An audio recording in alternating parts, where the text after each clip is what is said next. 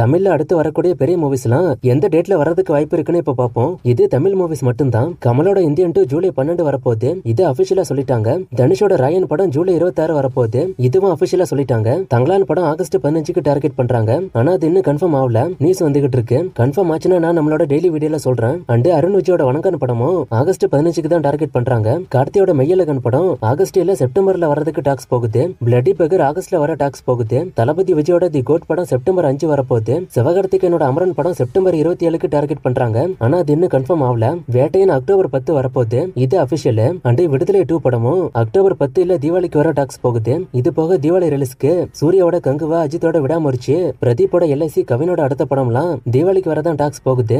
ஏற்கனவே சொன்ன மாதிரி இதுல எல்லா படமும் தீபாவளிக்கு வராது. அண்ட் ஃபைனலா தக்லீஃப் படம் இந்த வருஷம் கடைசியில வரும்னு சொன்னாங்க.